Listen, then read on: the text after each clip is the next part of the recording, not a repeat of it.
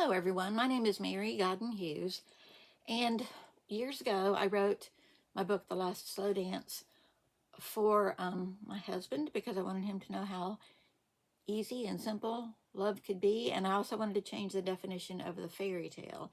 It does not have to be a knight in shining armor. As a matter of fact, most of us probably don't want a knight in shining armor because we want somebody who is equal to us and respects us and loves us. Not because we're a princess, but because they like who we are. So what I'm going to do is this book is available for Father's Day.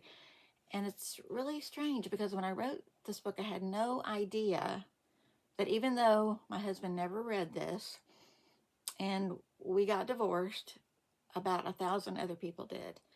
So people would come up to me, but it would be the men whose wife had or girlfriend had bought the book for them and handed them the book to read, and they would come up to me and tell me how much it meant to them.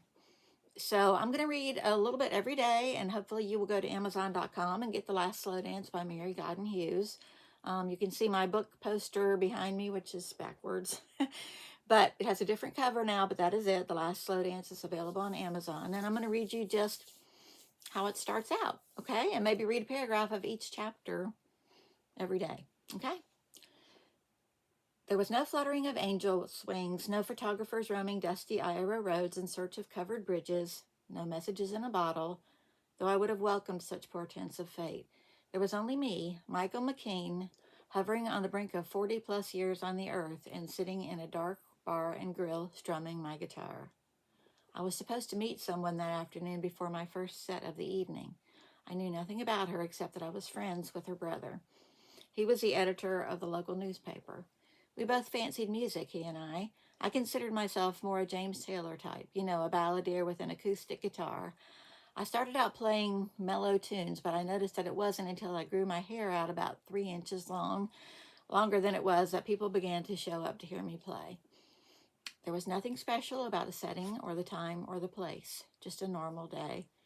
Everything looked the same that afternoon at the cafe known to the locals as the Whispered Tomes.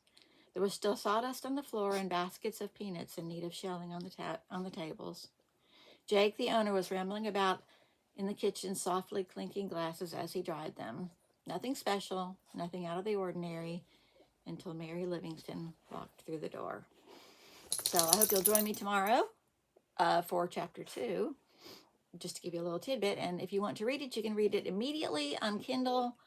It's free in the Kindle app, and it's 99 cents if you want to download it. And then there's also paperback at Amazon.com. So I'm looking forward to having some people go along the journey with me. Thank you so much, and have a great day. And don't forget, Mother's Day is coming and Father's Day is coming.